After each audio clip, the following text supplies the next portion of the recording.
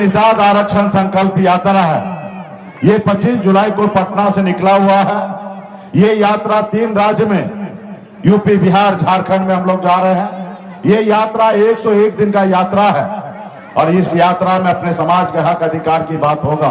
और तकरीबन अभी 85 दिन हो चुका है और दिन रात लगे हुए हैं। और आज इसी क्रम में आज आपके जिला गोपालगंज में आए साथियों, माता बहन, नौजवान साथी, अगर इस आजाद भारत में अगर सर उठा के जीना है, अगर मान सम्मान अधिकार के साथ जीना है, अगर आप चाहते हैं कि आपके बच्चे अच्छे जिंदगी जिए, तो इसके लिए मात्र 2 काम करना है। 2 काम क्या है? एक रोटी कम खाइए, लेकिन अपने बच्चे को पढ़ाइए, लिखाइए, काबिल बनाइए। जब तक आपका समाज शिक्षित नहीं होगा, तब तक आपका समाज आगे नहीं बढ़ेगा। इसलिए आप अपनी जरूरत को कम कीजिए। आप झोपड़ी में है तो झोपड़ी में रहिए, लेकिन बच्चे को पढ़ा लिखा के काबिल बनाइए।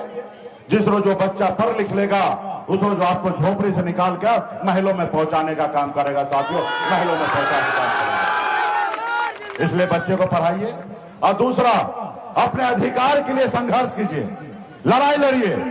जब तक आप अपने अधिकार के लिए लड़ाई नहीं लड़िएगा, तब तक आपको अधिकार नहीं मिलेगा। साथियों, तब तक अधिकार नहीं मिलेगा।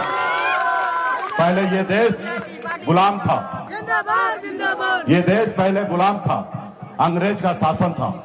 लेकिन हमारे पूर्वज ने संकल्प लिया कि हम देश को आजाद कराएंगे, ताकि हम अपने आने वाला पीढ़ी सर उठा के जिए। इसके लिए हमारे पूर्वज ने हजारों लाखों की संख्या में शहीद हुआ, फांसी पे चढ़ गया। देश तो आजाद हुआ, लेकिन सही मायने में गरीब, पिछड़ा, दलित ऐसे वर्ग को आज भी आजादी नहीं मिला गरीबी से। तो इसके लिए साथियों, हमें लड़ाई लड़ना पड़ेगा, संघर्ष करना पड़ेगा। पहले राजा के घर में रानी के कोख से बच्चा जन्म लेता था, वही राजा बनता था। लेकिन देश आजादी के बाद बाबा साहब भीमराव अंबेडकर ने हमें एक संविधान बना के दिया, एक लोकतंत्र दिया। और उस लोकतंत्र में आपके पास एक पावर दिया, शक्ति दिया, ताकत दिया। आपके पास एक ताकत दिया, वो क्या? वोट गिराने का ताकत। बाबा साहब ने कहा कि अब राजा का बेटा राजा नहीं बनेगा, इस देश में राजा वही बनेगा जिसके पास वोट होगा। और हम सबका वोट एक ही समान है, चाहे राजा का बेटा का वोट हो, या देश का प्रधानमंत्री हो, या गरीब मजदूर हो। आप सबका, हम सबका वोट का कीमत एक ही है। लेकिन हमने अपना वोट को नहीं समझा।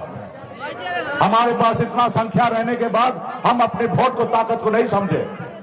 लेकिन जिन लोगों ने अपने वोट को, ताकत को समझा, वो समाज देखिए कितना आगे निकल गया, वो नेता कितना आगे निकल गया। जैसे हमारे आदरणीय लालू प्रसाद यादव जी, यही गोपालगंज के ही लालू प्रसाद यादव जी है।